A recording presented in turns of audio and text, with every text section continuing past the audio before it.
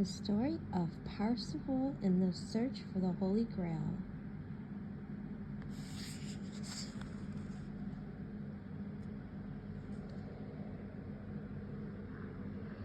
In these lessons, I'm going to tell you the story of Parsifal. It is a very old story, going back all the way to the 12th and 13th centuries. And it brings me to the first question we have to ask. Why should anyone today bother about this ancient tale, a tale from the Middle Ages about knights, a castle, and a sword fight? What kind of story do medieval knights mean for us? And what does it mean for us to live in the present age of computer and space travel with medieval knights? Well, perhaps it's a good story, and a good story is always worth telling. After all, Shakespeare's plays were also not written yesterday, yet they have the power to move the hearts of people nowadays. Great works of poetry don't age. They are above fashions which come and go. They span centuries. They are bridges between the past and the present. And Parsifal's story, as it was composed 800 years ago, is one of these great works of poetry. Yet, this isn't why I want to tell you the story. If it were only a matter of making you acquainted with some great work of literature outside the English language, I might as well have chosen German poet Goethe tragedy Faust. I might as well told you that story, a play about a man who sold his soul to a devil. Or perhaps the Italian poet Dante's Divine Comedy, which is not actually a comedy at all, but the description of a journey into the depths of hell and to the heights of heaven. As great creatures of literature, they are just as important as the Parsifal story, but there's a different reason for choosing Parsifal. And to give you this reason for taking Parsifal, I want to tell you of two events that actually happened. They are not stories invented in a poet's mind. The first event took place in the Second World War in the United States. It was about 1943 or 1944, and by that time, science fiction had become quite popular. My dad, in particular, and my mom were born in 1944 and 1945.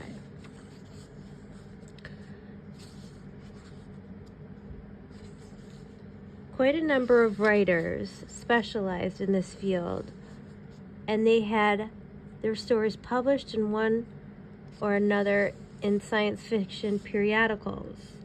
One of these writers sent in a story which was promptly published, a story about a new kind of weapon. But as soon as the magazine appeared in the bookstalls, the American FBI, federal police confiscated the entire issue and arrested the author. He was accused of a breach of state security because the weapon he had described in his story was the atom bomb. At that time, the atom bomb was still a closely guarded military secret. The first experiments at Los Alamos were still underway, and not a whisper of it had even reached the public. And yet here we were, this writer who had described the main principle of it, the fusion of uranium, in this science fiction story. The poor man was in danger of a stiff prison sentence, but fortunately for him, he could prove he knew nothing at all about the Los Alamos experiments, and that story he had written was only the product of his own imagination. He had not betrayed any secrets because he had never been told any. So he was released in the end with a stern warning, and only years later, when the secret was no longer a secret, could he tell how he barely escaped from a trial for high treason. For the second event, we have to go back even further, 2,500 years ago, to Athens in ancient Greece. It is a public holiday, and the people of Athens are gathered in a great amphitheater to watch the first performance of a new play by their favorite playwright, Aeschylus. The author himself takes part in the play. He is one of the actors. The play begins. There's a deep silence in the audience, and now Aeschylus steps forward and speaks his lines. But he is suddenly interrupted by a wild outcry from somebody in the audience. "He betrays the holy mysteries! Stop him! Kill him at once!" And in the same moment, men with drawn swords storm onto the stage. Aeschylus runs from the stage. He escapes from his pursuers, and he reaches the temple of Dionysus. Here he has at least a temporary sanctuary, because no fugitive can be taken from the temple. And now Aeschylus asks for a proper trial before the judges of Athens. This was granted to him, and he stood trial for having betrayed the secrets of the mysteries, a crime punishable by death. But unfortunately, Aeschylus could prove that he had never been initiated into these mysteries, that he had never been told any of their secrets, and so could not betray them. His play and every word in it was only the product of his own imagination, and so he was allowed to go free. It is a strange parallel between these two events, isn't it? Even though they are separated by about 2,400 years. Yet, at either end of this long stretch of time, there is the same situation. There is a closely guarded secret known only to a small circle of men, and there is only one person who, out of his own resources, his own ingenuity, discovers the secret for himself. This is a striking similarity, but there is also a very striking and very significant difference. The difference lies in the kind of secret which is so jealously guarded. What kind of secret was it that the mystery temples of ancient Greece kept, which only divulged to chosen men and women? In the mystery temples, the secret for truth were shown a way to go to the higher worlds, that is, to the worlds of the spirit. The secrets of the mystery temples were secrets of the spirit. And what kind of secrets are those which led to the atom bomb? The physicists, the scientists, and those who in the end produced this monster weapon were, at first, not at all searching for a weapon of destruction. Their research had quite a different purpose. For a long time, science believed that all matter, all physical matter, was composed of atoms. Atom is a Greek word which means indivisible, something that could not be divided. But after the discovery of radium, it became quite clear that matter could be divided further, that the atom could be divided into smaller particles known as electrons, neutrons, protons, and photons, and that there are even, as we know now, particles of negative matter. The scientists worked on the secrets of matter. The atom bomb was a byproduct of the search for the secrets of matter. So you have in the mysteries of ancient Greece secrets, but they were secrets of the spirit world. And then you have in modern times, in the experience of Los Alamos, the secrets of the matter. In the 2,400 years which lie between the two stories I have just told you, humankind has gone from the secrets of the spirits to the secrets of matter. The science fiction writer got into trouble because he had guessed some of the secrets of matter.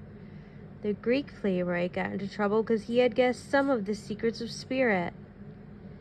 There is a long stretch of time here, 2,400 years, and at one end there are secrets of the spirit, and at the other end are the secrets of matter. And there is a third kind of secret in the middle between both of them. And what kind of secret could that be? I would like to leave this question as a question. We shall perhaps find an answer to this question as we go on with these lessons. But there is at least a name for this third kind of secret. There was a time when people were deeply concerned with this third kind of question or secret, and they called this secret the secret of the Holy Grail. And the story of Parsifal is the story of a man's search for the secret of the Holy Grail. And what is the time of the Parsifal story? The time of Parsifal lies very roughly, in the middle between the time of Aeschylus, the Greek, and the time now with the atom bomb. The Parsifal story stands, one could say, between two ages. One, the age that looked for the secrets of the spirit, was coming to an end.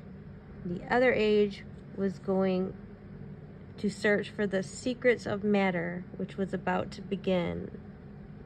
Now imagine some kind of superhuman intelligence looking down on Earth at that time, a superhuman being that could look back into the past and that could also foresee the future trend of human progress.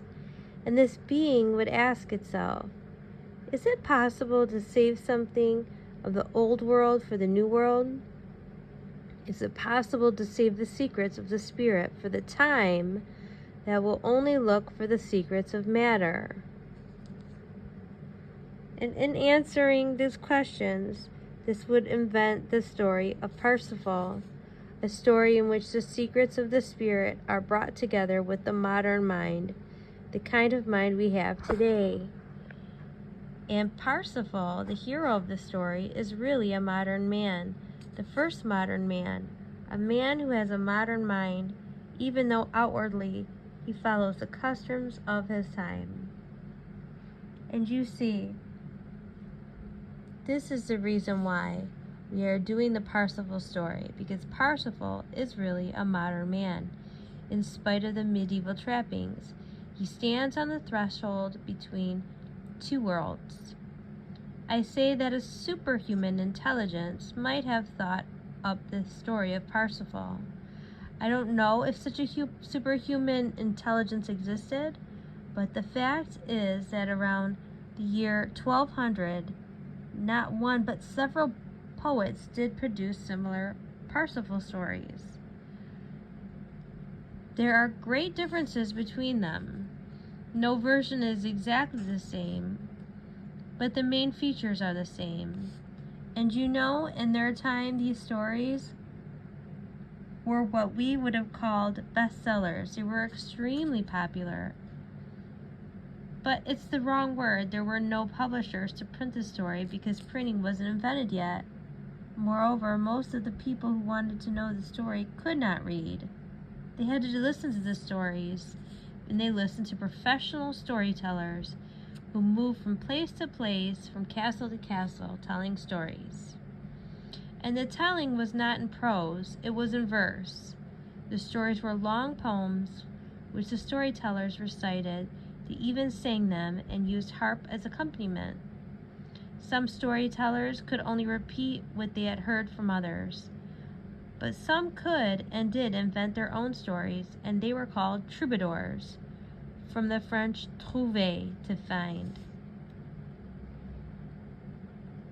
The stories made up by the troubadours were all about knights and their deeds, King Arthur, Lancelot, Gawain.